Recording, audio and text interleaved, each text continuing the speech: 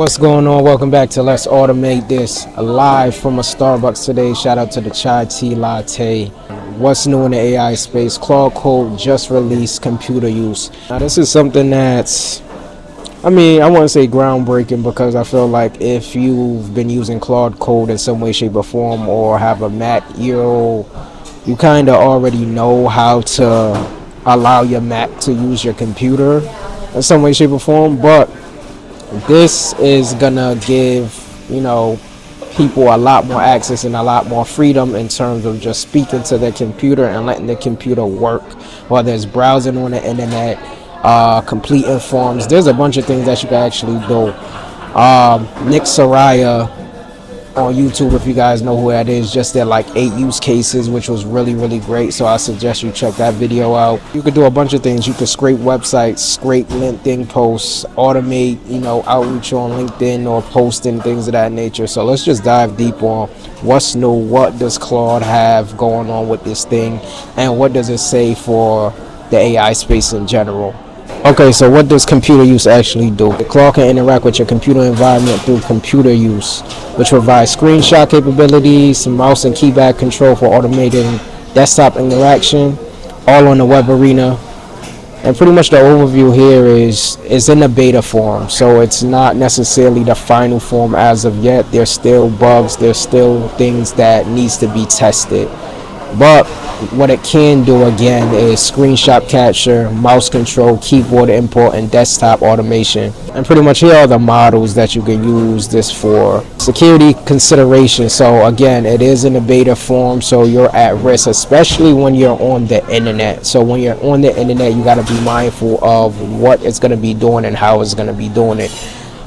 Reason being is because they found that Claude can actually overwrite what the user is saying in some way, shape, or form, especially when they're on web pages and seeing different things.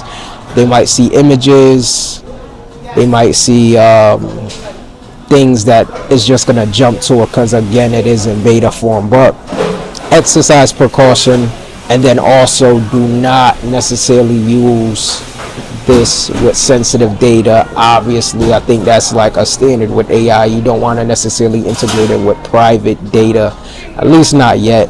So quick start, how to actually get this together. All you got to do is copy this prompt that they have here. How does it work? So you provide Claude with the computer use user and prompt.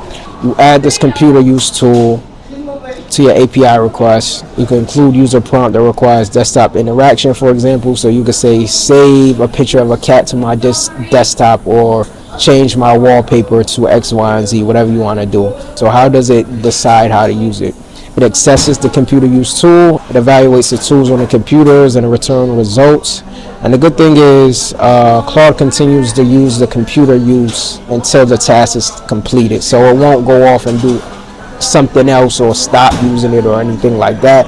Once you have it in motion, it'll stay in motion, right? Objects in motion will stay in motion, whatever that quote is. So there are some blockage, and they're not suggesting that you use this again on some personal information and private information. So there's a bunch of things that you can do with this thing, man. Optimizing performance, available actions, what it can and can't do, obviously, enhance actions, examples, screenshot, left click, all those things. Build a custom computer use environment, so you could do that as well. Implement the use tool. So there's a lot of helpful information in this API doc here. They posted this in the Reddit about 3 days ago. Reach out to your desktop from your pocket.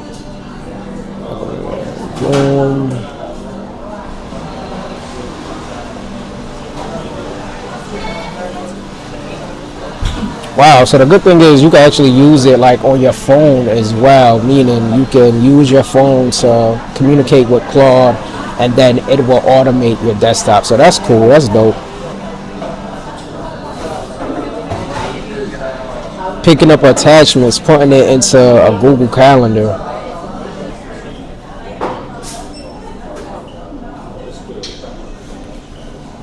I'm gonna be honest, this is gonna be super helpful when it comes to just like automated processes, or when you're fully just gonna be speaking to your computer and not having to really even sit at it, right? It's like you're gonna be talking to your computer like you're talking to a friend.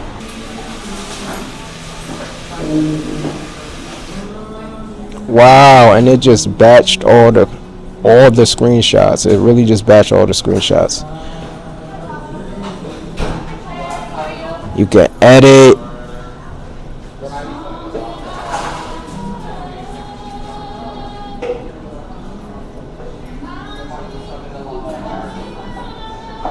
Shout out to Anthropic and Claude and all the things that they have going on. It's gonna be super super interesting to just see what's to come from this. Like what's really the end goal? Because this is just the beginning of stuff like that, right?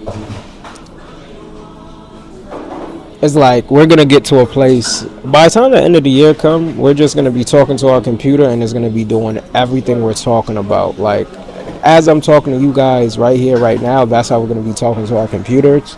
Like we're already building stuff like apps and stuff like that. So it's like, what is gonna like? Where do we stop from here? Like where does it like get too much? I don't see it really getting too much, but like I'm saying, I do think we're gonna enter a space where we're gonna get away from hardware like this. It's gonna be a point like the meta glasses, for example. Once the meta glasses is able to interact with like a lot of these things on the back end and we can just talk to it, we're just gonna be wearing something, and then everything is going to be happening around us. So they're going to be saying book a flight here, check my bank account, X, Y, and Z. Like it's going to be amazing. But I'm Anthony Virgo. Let's automate this. For more updates, make sure you like, comment, and subscribe. Let's go.